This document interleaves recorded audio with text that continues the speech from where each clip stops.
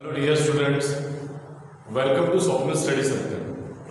We are going to start the third lesson of democratic politics. As we know that as per the declared syllabus, because of COVID-19, जो उसमें south Africa का constitution है वो portion जो है वो omit किया गया है। अब सर वो ओमिट क्यों किया गया है? बिकॉज साउथ अफ्रीका और इंडिया का काफ़ी सारा जो कॉन्स्टिट्यूशन है वो मिलता जुलता है, बट फिर भी कुछ पॉइंट्स मैं वहाँ के बताने की कोशिश करूँगा। So it's our part 1 in which we are discussing about the constitutional design, जिसका ग्लॉसरी या फिर जो इम्पोर्टेंट टर्म है एज वी नो कि हम लोग हर बार करते हैं, क्योंकि ये टर्म्स अगर ये वर्ड मीनिंग्स हमें समझ जाते हैं तो डेफिनेटली लेसन्स में हमें कोई दिक्कत नहीं होती। ठीक है, मुझे पता है कि मैप्स वगैरह की प्रैक्टिस हमारी बाकी है। एज अ गेम हम लोग जब ऑफलाइन हो जाएंगे तो डेफिनेटली हम लोग स्टार्ट करते हैं, सिचुएशन के हिसाब से भी हमें चलना है। अगर लेना है तो ऑनलाइन या फिर डिजिटली भी मैं उससे पढ़ा सकता हूँ, पर वो मज़ा नहीं आएगी। तो जब हम लोग आमने सामने होंगे तो एज अ गेम हम लोग वो चीज़ करेंगे, ठीक ना। तो आप तैयार रहिए अपना प्रिपरेशन करके, गेम के थ्रू सारे मैप्स की वगैरह आप प्रैक्टिस, जो डेट्स वगैरह इंपॉर्टेंट है उसको रिवाइज करके रखिए। Now let's start the glossary of constitutional design. Apartheid, अब अपार्टीज जो है, apartheid the official policy of racial separation and ill treatment of blacks. मैं उसे थोड़ा छोटा कर देता हूं। Followed by the government of South Africa between 1948 to 1989। तो 1948 से लेके 1989 में साउथ अफ्रीका में आपको पता होगा तो गांधी जी भी वहाँ पे गए थे, वहाँ पे उन्होंने प्रोटेस्ट किया था और फिर वहाँ से सबसे पहला सत्याग्रह अगर गांधी जी ने कहीं किया होगा तो वो साउथ अफ्रीका में किया था। और वहाँ से आने के बाद गुजरात खेड़ा में वगैरह हमारे यहाँ पे फिर उन्होंने ये जो है सत्याग्रह वगैरह जो चीज़ें हैं ये सारी चीज़ें पर सबसे पहले गांधी जी ने परफॉर्म किया था साउथ अफ्रीका फॉर द अपार्टीज। तो ये अपार्टीज जो थे वो रेशियल सेपरेशन थी, कुछ ऑफिशियल पॉलिसी थी गवर्नमेंट की। ये बात है 1948 से 1989 की। तो जो ब्लैक लोग हैं और वाइट लोग हैं, गोरे और काले, इनके बीच में भेदभाव किया जाता था। कुछ ऑफिशियल पॉलिसी ऐसी थी जिन्हें ब्लैकिश लोगों को कुछ सेपरेशन दे दिया था और उनको इल ट्रीटमेंट दी जाती थी। तो ऐसे जो लोग थे उन्हें अपार्टीज कहते थे, अपार्टी। ठीक है, उसके बाद clause, a distinct section of document, a distinct section of a document. तो डॉक्यूमेंट का एक सेक्शन था जिसे क्लॉज कहते हैं। डॉक्यूमेंट मतलब तुम्हें मालूम है ना कि कोई भी चीज करने के लिए कुछ क्लॉजेस होते हैं, वो क्लॉजेस अगर आप पूरे करते हैं तो वो काम आप कर पाओगे ऑफिशियली। तो क्लॉजेस मतलब वही, ठीक है, अर्थ जिसपे हम लोग बोलते हैं ना कि ये अर्थ होगी, ये क्लॉज होगा। Then constituent assembly, constituent assembly. अब ऐसी assembly where the people representative होते हैं that write a constitution for a country. तो जो देश के लिए, कंट्री के लिए कॉन्स्टिट्यूशन लिखते हैं उन्हें कहते हैं कॉन्स्टिट्यूएंट असेंबली। वो सारे लोगों की जो असेंबली होती है। अब आपको अगर पता होगा तो हमारे जो कॉन्स्टिट्यूशन है उसमें सबसे बड़ा अधिकार, सबसे बड़ा ख्याति जो है वो डॉक्टर बाबा साहेब अम्बेडकर को दी गई थी। कॉन्स्टिट्यूशन के मेन रचयिता वो थे। पर ऐसा नहीं कि खाली डॉक्टर बाबा साहेब अम्बेडकर ने ही कॉन्स्टिट्यूशन लिखा था, उनके साथ काफ़ी कुछ अलग अलग डिपार्टमेंट के भी लोग थे जो अलग अलग लॉज, अलग अलग क्लॉज के बारे में सोच रहे थे। उन सारे लोगों की मिलकर, पर उनके हेड थे डॉक्टर बाबा साहेब अम्बेडकर। मेन योगदान जो है वो डॉक्टर बाबा साहेब अम्बेडकर, पर और भी लोग थे जिन्होंने कॉन्स्टिट्यूशन के लिए हेल्प की थी। और उन सारे लोगों की असेंबली को कहा जाता है जिन्होंने अपने देश का कॉन्स्टिट्यूशन लिखा है। किसी भी देश के कॉन्स्टिट्यूशन लिखने वाले लोगों की जो असेंबली होती है उसे कहा जाता है कॉन्स्टिट्यूशन असेंबली।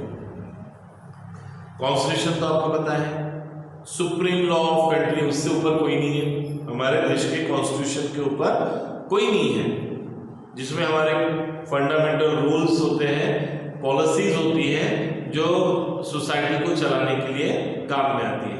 हमारे जो राइट्स है, अधिकार है, हमारे जो वर्क है, ये सारी चीज़ें और हर एक लोगों के बारे में। अब कॉन्स्टिट्यूशन क्यों जरूरी है ये भी हम लोग इस लेसन में देखेंगे, मतलब कोई भी चीज करते हैं तो वो जरूरी क्यों है। तो कॉन्स्टिट्यूशन समझ में आ गया, सुप्रीम लॉ ऑफ कंट्री जिसमें फंडामेंटल रूल होते हैं to governing the policies and society in the country. Then constitution amendment, a change in the constitution made by the supreme legislative body in the country. A change in the constitution. अब constitution में जो भी change किया जाता है और वो change जो है वो लेजिस्लेटिव बॉडी जो होती है हमारी, सुप्रीम कोर्ट वगैरह होता है उसमें, तो वो जो डिसीजन लेते हैं, वो जो चेंजेस करते हैं उसे कहते हैं कॉन्स्टिट्यूशनल अमेंडमेंट। मतलब एक बार कॉन्स्टिट्यूशन बन गया तो ऐसा नहीं कि उसमें कुछ चेंजेस नहीं होते। अभी ये आने वाले 10 साल जो बीत गए उसमें तो बीजेपी ने काफ़ी सारे चेंजेस किए। स्पेशली मेरा अगर फेवरेट है तो जम्मू कश्मीर के बारे में जो था और 3 तलाक लॉ था। सबके अपने इंटेंशन हो सकते हैं, कोई उसे पर्सनल ना लीजिए, मैंने अपना ओपिनियन बताया कि 3 तलाक वाला जो रूल चेंज किया गया कॉन्स्टिट्यूशन, वो एक्चुअली कॉन्स्टिट्यूशन में नहीं था, ठीक है, वो शरिया कानून में आता है, उसे स्ट्रिक्टली मना कर दिया। देन कश्मीर में धारा जो 307 हटाई गई, जिसकी वजह से अभी बाहर के भी लोग वहाँ पे जॉब कर सकते हैं, अपनी फैक्ट्रीज डाल सकते हैं, है ना, उनका अपना अलग ही झंडा था। अरे इंडिया में जब है तो इंडिया का रिस्पेक्ट होना चाहिए, तो वो एक बहुत अच्छी चीज़ मेरे हिसाब से की गई। तो कॉन्स्टिट्यूशन अमेंडमेंट्स मतलब उसमें जो चेंजेस किए जाते हैं, और ये चेंज करने का जो अधिकार है वो खाली सुप्रीम लेजिस्लेटिव जो बॉडी होती है कंट्री की उसे होता है। देन ड्राफ्ट मतलब preliminary version of a legal document, जो भी लीगल डॉक्यूमेंट होते हैं उसके प्रिलिमिनरी वर्जन को कहते हैं ड्राफ्ट। फिलोसॉफी आपको पता है, the most fundamental principle underline once thought and action. मतलब सबकी फिलोसॉफी अलग होती है, फिलोसॉफी यानी विचार, फिलोसॉफी यानी थॉट्स, फिलोसॉफी यानी एक्शन। तो मेरी फिलोसॉफी अलग होगी, किसी और की फिलोसॉफी अलग होगी, और जो सबके बारे में बहुत अच्छा सोचते हैं उन्हें फिलोसोफर कहते हैं। तो ये फंडामेंटल प्रिंसिपल है, अंडरलाइन वंस थॉट, जिसके अंदर किसी के विचार या किसी की एक्शन आती है, उसे फिलोसॉफी कहते हैं। Then preamble, an introductory statement in the constitution which states the reason and guiding value of the constitution.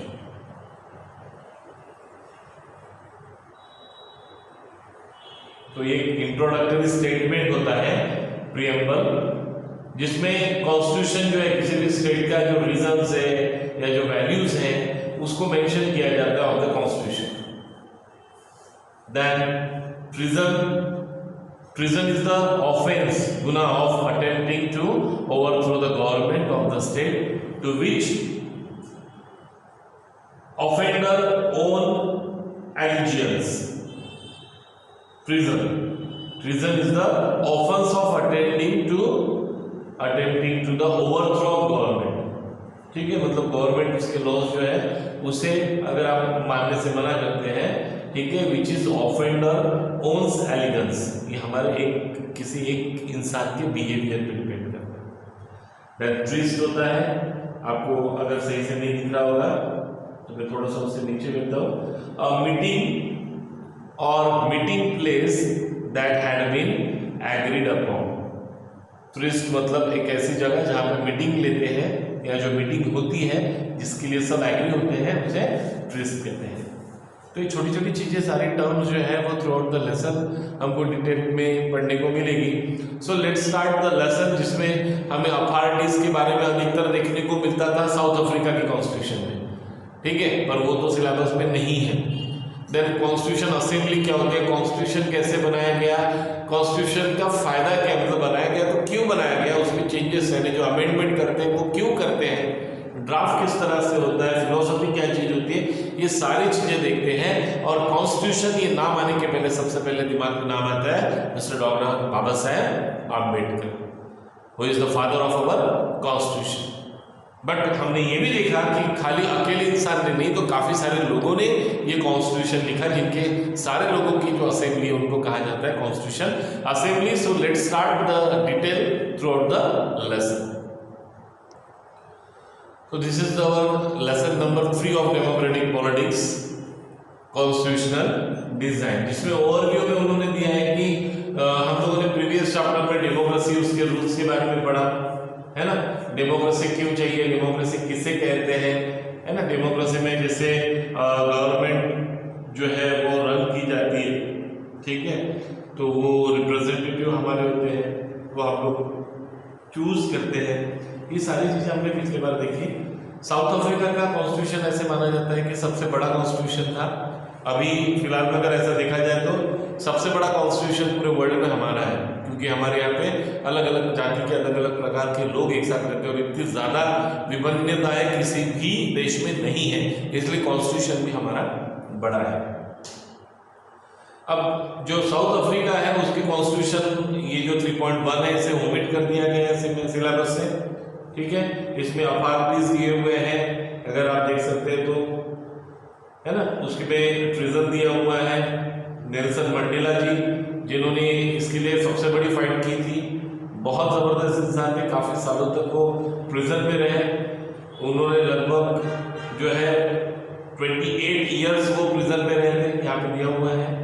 तो बेसिक चीज़ें तो हमें ज़रूर भले ही जैसे ओमिट हो पर पता होना ज़रूरी है। फिर ये जो अफार्टिस थे, इन लोगों ने काफ़ी स्ट्रगल किया, इन लोगों को गवर्नमेंट प्रॉपरली ट्रीट नहीं कर रहा था। इसी चक्कर में एक बार तो महात्मा गांधी जी को ट्रेन से फेंक दिया गया था और उसके बाद सारे स्ट्रगल शुरू हुई थी।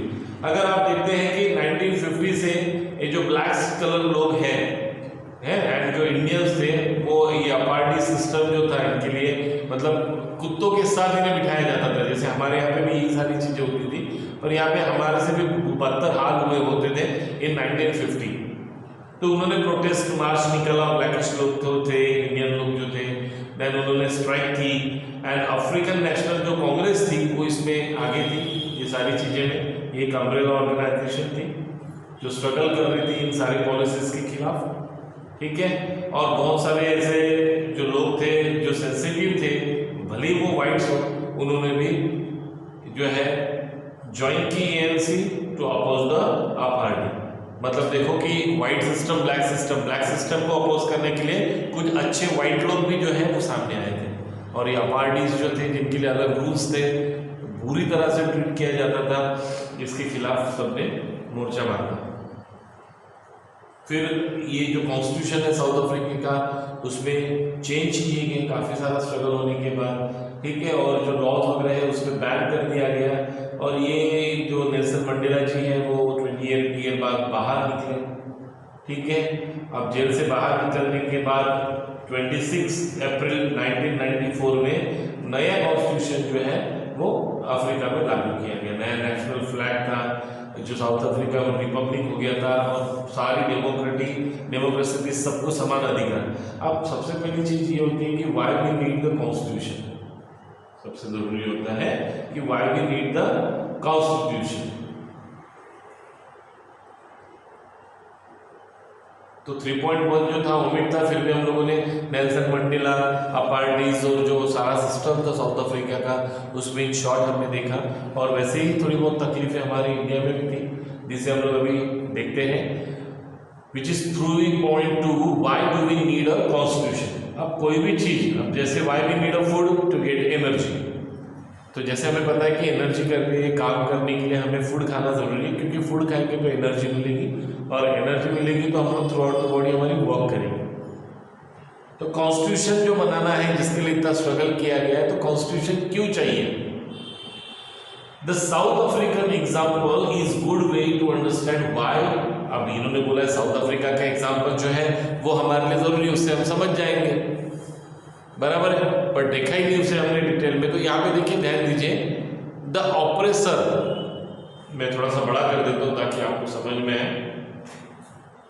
The oppressor and the oppressed, मतलब जो ऑपरेसर है और द ऑपरेस्ड क्लास जो होता है, ऑपरेस्ड मतलब जिन पर अन्याय हो रहा है, जो भी जिनको समान अधिकार नहीं है, in this new democracy they are planning to live together as equals. मतलब जो ऑपरेसर है, जो अन्याय कर रहे थे, अन्याय यानी जो मतलब डिफरेंस कर रहे थे, और ऑपरेस्ड मतलब जिन पर ये अन्याय हो रहा था, जो कर रहे थे और जो पे हो रहा था, ये सारे लोग लिव टुगेदर, इस एक ही समान रहना चाहिए एज इक्वल, इन्हें समान अधिकार मिलना चाहिए, जिसके लिए कॉन्स्टिट्यूशन की बहुत जरूरत है। It was not going to be easy for them to trust each other. Obviously, Hindu राष्ट्र है और यहाँ पे अगर मुसलमानों को रहना है तो उनको समान अधिकार देना पड़ेगा। तो इसके लिए उन्हें ये भरोसा होना चाहिए। इतना इजी नहीं है एक व्यक्ति पे भरोसा करना कि चलो भाई मुंह से बोल दिया कि ठीक है मुस्लिम भी हिंदू के साथ एक साथ रह सकते हैं, पर मेजोरिटी ये तो हो सकता है कि हिंदू मुसलमानों पे अत्याचार करे, कहीं मुसलमान राष्ट्र है वहाँ पे हिंदू पे अत्याचार हो सकता था, या उनके अधिकार कम हो सकते हैं, हो सकता है। तो भरोसा मुंह बोला नहीं होना चाहिए, वो कहीं डिजाइन होना चाहिए, मतलब उसकी कॉन्स्टिट्यूशन उसी के लिए कि भाई मुंह से बोल के नहीं, ये है ये कॉन्स्टिट्यूशन है, इसमें ये सारी चीजें मेंशन है, और जिसे कंपलसरी वो सुप्रीम है, सबको फॉलो करना है। दे हैड देयर फियर्स, सबके मन में अपना अपना डर होता है। They wanted to safeguard their interest, उनकी भी अपनी इच्छाएं हैं, जो इंटरेस्ट है, जो अधिकार है, राइट्स है। The black majority was keen to ensure that the democratic principle of majority rule was not compromised. They wanted substantial social and economic rights. उन्हें सोशली और इकोनॉमिकली कुछ अधिकार चाहिए थे जो नहीं मिल रहे थे। The white minority was keen to protect a white minority, वो सोच रहे थे कि भाई मेरे को अगर चांस मिला तो मैं क्यों छोड़ूं। डेफिनेटली अभी यहाँ पर मानते हैं कि किसी जाति को मिला है अधिकार स्कॉलरशिप में, तो वो इसलिए मिला था कॉन्स्टिट्यूशन में, इसलिए लिखा गया था क्योंकि उन पे अन्याय हो रहा था, वो पीछे जा रहे थे, तो उनको आगे आने के लिए देना अधिकार बहुत जरूरी है। मैं फिर बताऊं कि ये अपने अपने व्यूज हो सकते हैं, ये मेरा व्यू हो सकता है, चाहे किसी से इक्वल ना हो, बट मैं समझ रहा हूँ। खाली लेसन लाइन टू लाइन पढ़ाना है तो फिर वो कोई भी टीचर पढ़ा दे, चीज़ों को समझो जो फ्यूचर में काम में आएगी। ये पॉलिटिकल डेमोक्रेसी है तो थोड़ा सा आपको समझना चाहिए, डेमोक्रेटिक पॉलिटिक्स के बारे में डिटेल होना चाहिए, भले वो इंटरेस्टिंग ना हो। तो हम ये देख रहे हैं कि हमें कॉन्स्टिट्यूशन की ज़रूरत क्यों है, why we need the constitution. तो भाई माइनॉरिटी और मेजोरिटी दो चीज़ें होती है। कोई भी देश है, पाकिस्तान मुस्लिम देश है तो वहाँ पे मेजोरिटी मुस्लिम की है, तो जो माइनॉरिटी है हिंदू है उन्हें तो थोड़ा सा डर लगा रहेगा। अब इंडिया जो है वो हिंदू देश है, यहाँ पे अगर माइनॉरिटी है, क्रिश्चियन है, मुस्लिम है, इन्हें डर लगा रहेगा, तो कैसे करें। तो फिर ये जो ब्लैक मेजोरिटी थी साउथ अफ्रीका में, उनको भी अपने इकोनॉमिकल और सोशल जो है वो राइट्स चाहिए थे, और माइनॉरिटी जो है वो अपनी का अधिकार छोड़ना नहीं चाहते। ऑब्वियसली सपोज अगर मुझे स्कॉलरशिप मिल रही है, मैं अगर ओबीसी में आता हूँ, सपोज मुझे बोला गया कि भाई अपने अधिकार छोड़ दो, जिन्हें ज़रूरत है उन्हें दो, कोई नहीं देता। मुझे मालूम है कि सारे जिनकी ज़रूरत नहीं वो भी वो अधिकार प्राप्त करे हुए हैं। मेरा तो ये विचार है कि उन लोगों को ये स्कॉलरशिप वाली चीज़ें होनी चाहिए जिनको सही में गरीब हैं, उन्हें जिन्हें बहुत ज़रूरी है। पर ऐसे भी कुछ अमीर लोग हैं जो आज भी स्कॉलरशिप ले रहे हैं, और आप मैं भी हूँ अगर उनमें, तो मुझे अगर ड्रॉप करने के लिए बोला जाए तो मैं नहीं करूँगा। तो सेम हो रहा था वाइट माइनॉरिटी के साथ, और ब्लैक मेजॉरिटी जो है वो चाहती थी कि उन्हें अपने सोशल राइट्स मिले, इकोनॉमिकल राइट्स मिले। फिर क्या हुआ,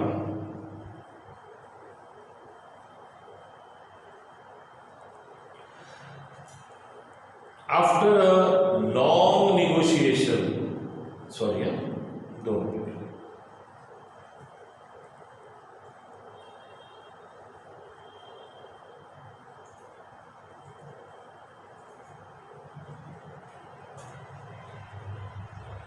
wait a minute,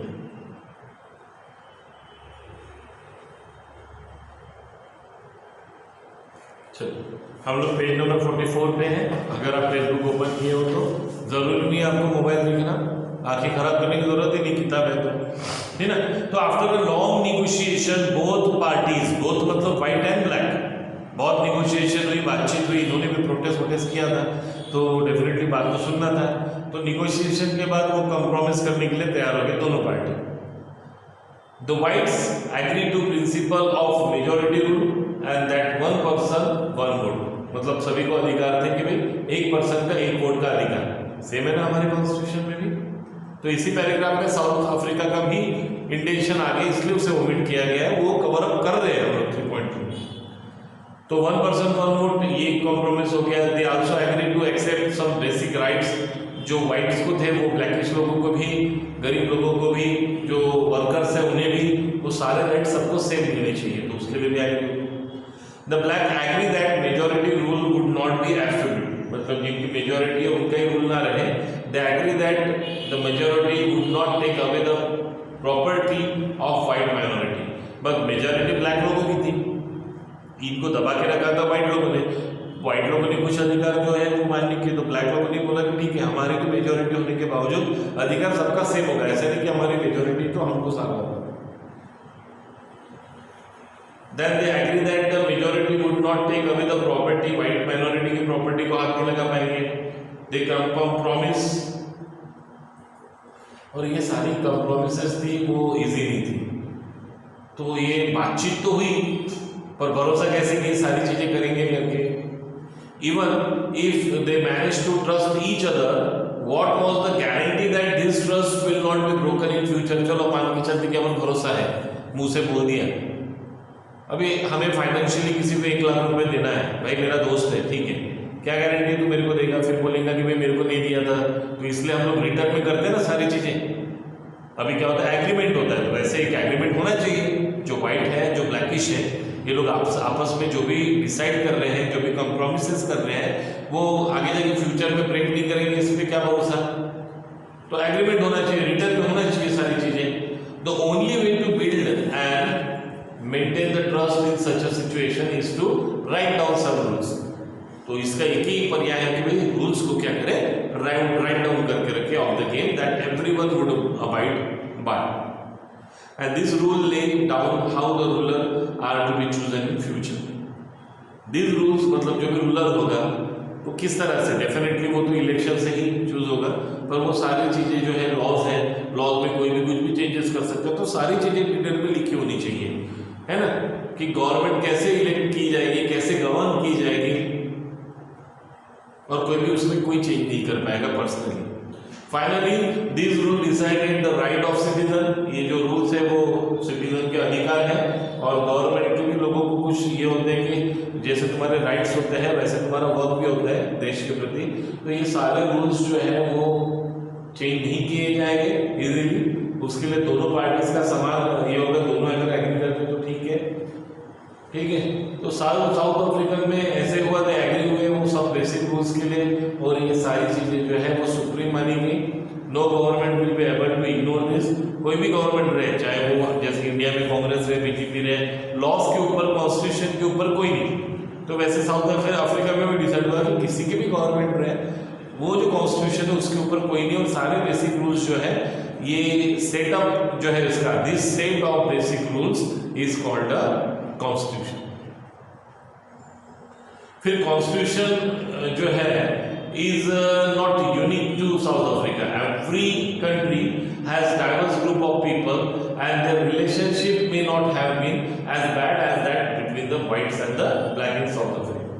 But all over the world people have differences in opinion and interest, whether the democratic or not. कुछ लोग डेमोक्रेटिक कंट्री चाहते थे, कुछ लोग नहीं चाहते थे। सेकेंड वर्ल्ड वॉर के बाद तक बिल्कुल भी ये चीज़ें जर्मनी में अलग हुई थी, उन्हें डेमोक्रेसी नहीं चाहिए थी। फर्स्ट वर्ल्ड वॉर के बाद की बात बता रहा हूँ। सो मोस्ट कंट्रीज जो है वो had to the basic rule, सभी कंट्रीज ये एग्री कर रही थी कि बेसिक रूल होने चाहिए और वो रिटर्न में होने चाहिए। This apply not just to government, any association need to have the constitution. हर एक एसोसिएशन के लिए, कोचिंग क्लासेस है, प्राइवेट लिमिटेड फर्म है, हर चीज के लिए कुछ रूल्स एंड रेगुलेशन चाहिए। इसलिए ज्वाइनिंग के वक्त हम लोग क्या करते हैं, अपॉइंटमेंट लेटर लेते हैं, ठीक है।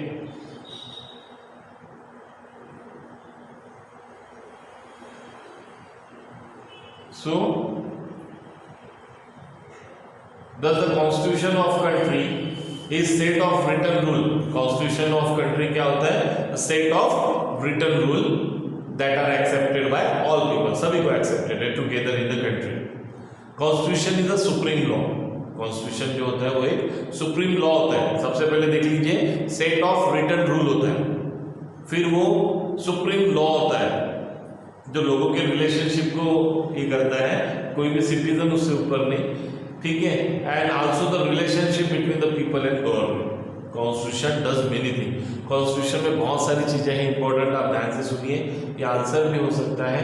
सबसे पहले first, it generate the degree of trust and coordination. लोगों में ट्रस्ट और कोऑर्डिनेशन बनाता है, that is necessary for different kind of people to live together. जैसे ब्लैक हो गए, व्हाइट हो गए, मुस्लिम, हिंदू हो गए, कोई भी डिफरेंट पीपल हो, उनको अगर एक साथ रहना है, लिव टुगेदर करना है, तो उनमें ट्रस्ट और कोऑर्डिनेशन का होना जरूरी है। तो कॉन्स्टिट्यूशन की वजह से ये हो पाता है क्योंकि ये रिटन सेट ऑफ लॉ है। देन सेकंड है, it specifies how the government will be constituted. Government को कैसे कॉन्स्टिट्यूट किया जाए, who will the power to take which decision, किसका डिसीजन हो, किसका पावर हो, और ये सारी स्पेसिफिकेशन इसमें दी हो गवर्नमेंट के बारे में। थर्ड है, it lay down the limit on the power of the government. मतलब गवर्नमेंट कॉन्स्टिट्यूशन से ऊपर नहीं है, हाथ में सत्ता हो तो कोई कुछ भी करेगा, तो वो गवर्नमेंट के पावर को लिमिटेशंस लाती है। And tell us what the rights of the citizen are.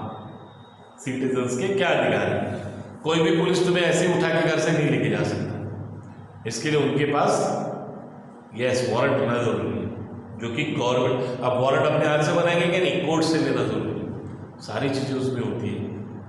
तो इसलिए हमें हमारे सिटीजन्स की जो राइट्स हैं उसके बारे में भी वो बताना पड़ेगा कॉन्स्टिट्यूशन में, और जो गवर्नमेंट है पावर में उस पर भी लिमिट्स होती है, लिमिटेशंस लगाए जाते हैं। Then fourth, it express the aspiration of the people about creating a good society. अब ये क्या होता है कि एक अच्छी सोसाइटी बनाने के लिए लोगों को एस्पायर करता है, इंस्पिरेशन देता है। All country that have constitution are not necessarily democratic. अब हर जगह पे कॉन्स्टिट्यूशन है, पर वो सारी चीजों को डेमोक्रेटिक नहीं कहा जाएगा सारी कंट्रीज को। क्यों? But all country that have democratic will have the constitution. मतलब हर एक डेमोक्रेटिक जो कंट्री है उसका एक कॉन्स्टिट्यूशन होता है। अब डेमोक्रेसी मतलब हमें मालूम है, अ गवर्नमेंट और representative by the people for the people to the people. तो हम लोग अगर डेमोक्रेटिक कंट्री से बिलोंग करते हैं, हमारी कंट्री अगर डेमोक्रेटिक है, तो सबका कॉन्स्टिट्यूशन होना जरूरी है, क्योंकि कॉन्स्टिट्यूशन में क्या क्या होता है सारी चीजें हमने ऊपर में देख ली। ठीक है, तो जरूरी नहीं है कि जो भी कॉन्स्टिट्यूशन है वो, जो डेमोक्रेटिक कंट्री है उसका कॉन्स्टिट्यूशन होगा, पर जिसका कॉन्स्टिट्यूशन है वो डेमोक्रेटिक कंट्री होगी ऐसे जरूरी नहीं है।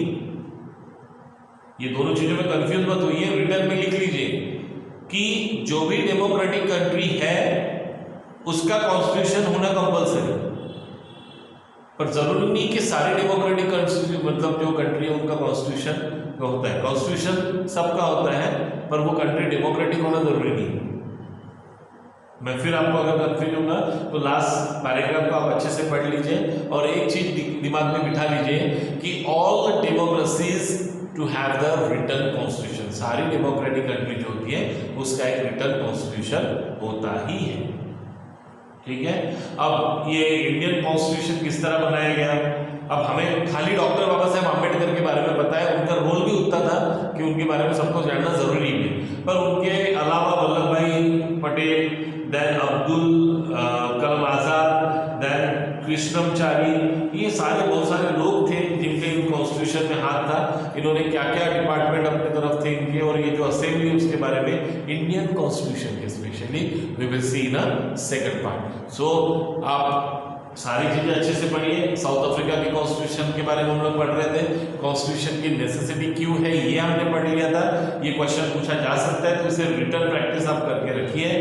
तब तक के लिए मिलते हैं, stay safe and revise. Thank you very much.